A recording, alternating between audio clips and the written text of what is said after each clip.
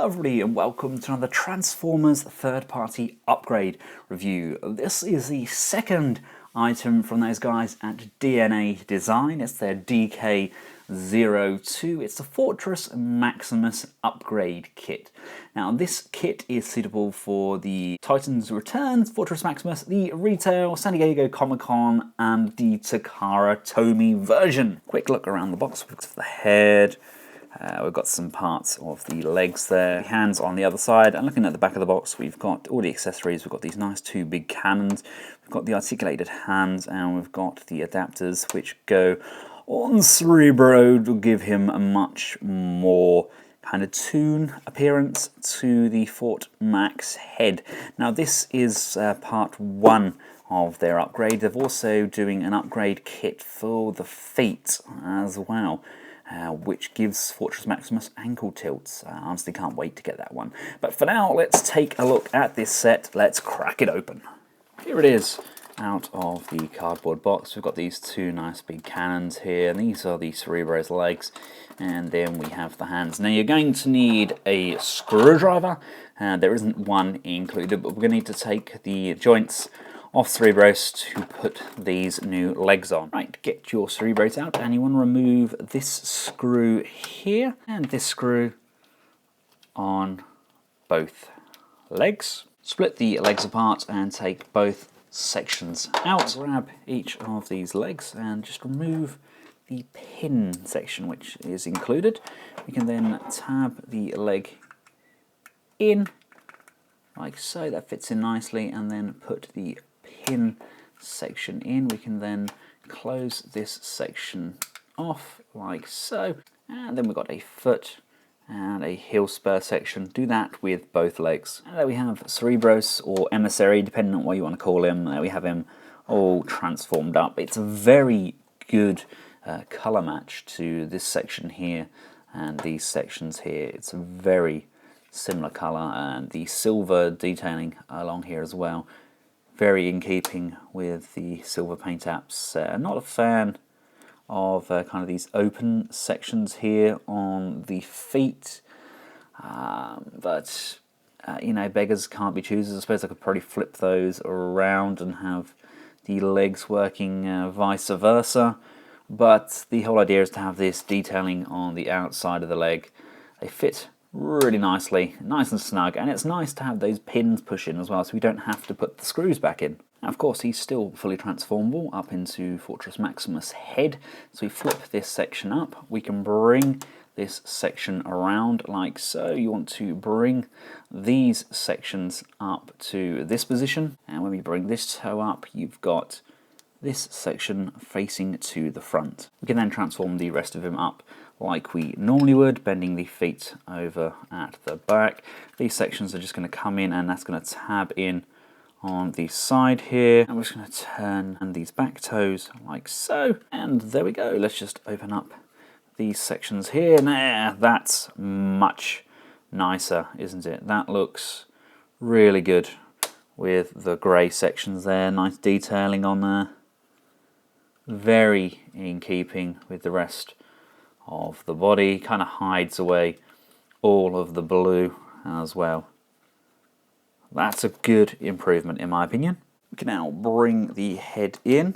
Now the next step is we get a choice. We get to install the cannons, which is one of my favourite parts of the set. There is an option to install the cannons on the rear.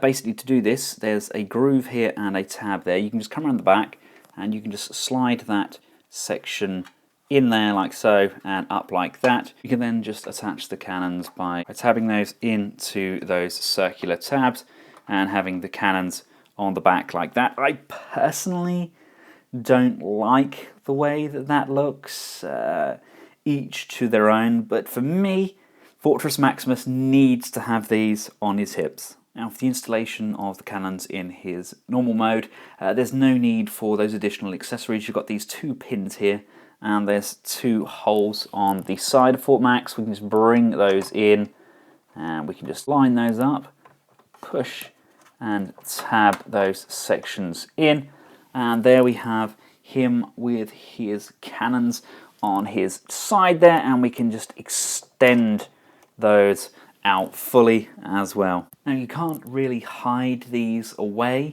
in this mode, but they do line up fantastically with these turbine sections, and they do look really good. Again, they've done a fantastic job of colour matching this kind of pinky red colour. It goes really well with the chest, the shoulders, and the cannons on the legs. Now the next stage is to change out the hands. To do this, there's 4 screws on Fort Max's underarms. You've got 2 at the bottom and you've got 2 at the top.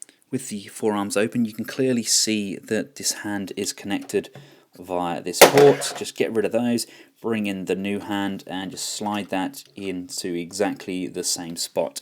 First thing I notice about the hands, there's some real heft to these. They are real big chunky hands. And of course Takara and Hasbro not being content, they actually gave his detachable arm an additional screw. Now although these screws are all different sizes and depths, if you get something like this, I don't have a size on here unfortunately, but something like this should be able to reach all of the screws and work very well. And here we have everything attached. Now the hands aren't an exact match in colour, they're actually darker than what we got with the original, but it's very in keeping with what we've got on the chest here. They've decided to use a similar sort of blue there, and as we all know, if you have Fort Max in hand, there's various different shades of blue incorporated. Now the hands themselves, we've got some nice little flap sections here. You can extend the cannons out. So we've got these cannon sections here on the hand. We can close those off. The hands can rotate quite freely. The fingers are pinned through the base here, but we do get one hinge here and we get an additional hinge here. So we can get a nice gripped fist. We get a hinge on each finger so we can actually spray the fingers outwards, which is always good, and the fingers are all different lengths as well. If you know me, you know that's actually a pet hate of mine if they have all of the fingers the same length, because people's hands are not all the same length. The thumb, again, is on a rotation. We get a bend, and we get an additional bend at the tip of the thumb as well. Also get that floppy up and down motion, so it won't interfere at all with the transformation.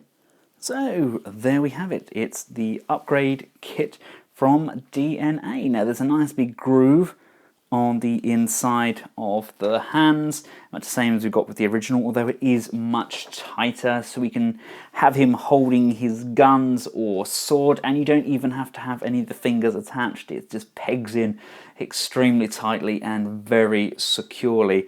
Really like the hands, they're just that nice finishing touch. The colour matching on the head is fantastic, it really does work, and I love these big cannons on the body. It's very G1 in appearance. It kind of turns the Hasbro version into more of what we got with the Takara Tomy version. Now, like I said, these do not affect the transformation. You can just wiggle them around and do it as you see fit.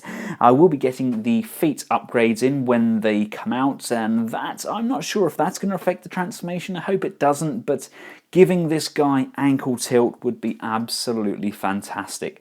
I hope you found the video useful. I also have the Metroplex hand upgrade kits. I'll be doing those shortly. And until next time, from myself and the DK-02 Fortress Maximus upgrade kit, thanks for watching. Goodbye.